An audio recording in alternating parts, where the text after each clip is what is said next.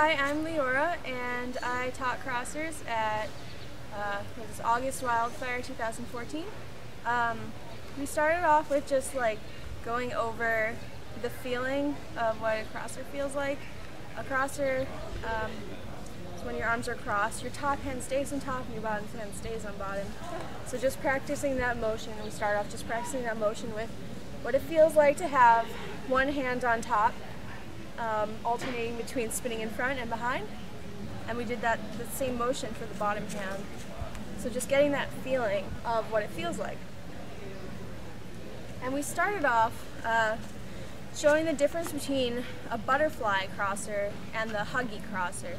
The difference is butterfly is opposite direction at the same time. It's got the same 10 downbeat. So what happens when you go into this crosser is you get an up and down motion with your body. And when you do a split time, same direction crosser, you get into this like going around motion with your body. So keep that in. I told the class to keep that in mind when they're doing the motions. So we started off with the butterfly crosser, and that motion started with the first hand being the one on top, going behind your shoulder, and the hand that's underneath, that motion does a swoop behind the back. Combining that, you want to make sure that your top hand moves first, and then it moves first only, and then your hands alternate between front and back of your body. So at all times, one poi will be in front and one poi will be in back. So it looks combined, it looks like this, one in front, and then alternating. One in back and then alternating. We also said that if you want, at any point you can stop in the middle, swap what hand's on top. So it's like a thread the needle. You can alternate which hand is on top. Then we went into the split time opposite crosser, which is the one that most people know. It's commonly called the Huggy. The motion is interesting because it really helps to turn between one direction and the other, and you start in your preferred direction. So mine happens to be counterclockwise, some people prefer clockwise. Turn in whichever way makes you face in the forward spinning direction, cross, and then turn to face the audience and swoop with your hand that's closest to the audience, or whatever direction was forward. Swoop in the downward motion to turn to the other direction, and you end up in reverse.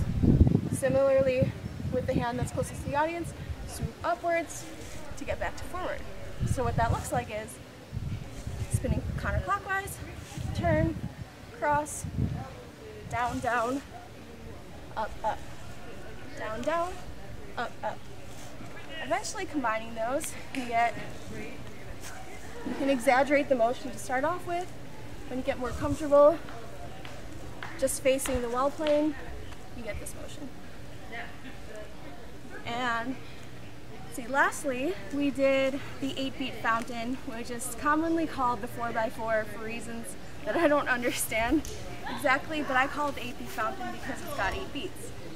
1, 2, 3, 4, 5, 6, 7, 8. 1, 2, 3, 4, 5, 6, 7, 8.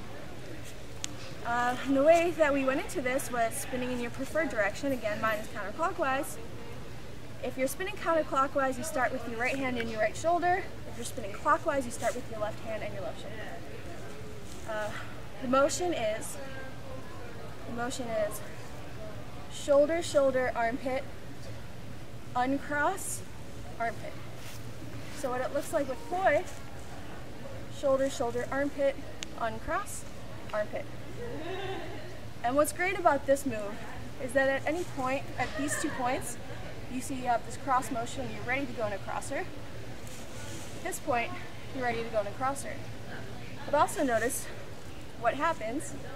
My left hand's on top. If I go into a crosser, I have a crosser with my left hand on top. If I uncross and go to the other side, suddenly my right hand's on top. So we just discovered a way to alternate between which hand is on top. And that is what we covered in the Crossers class.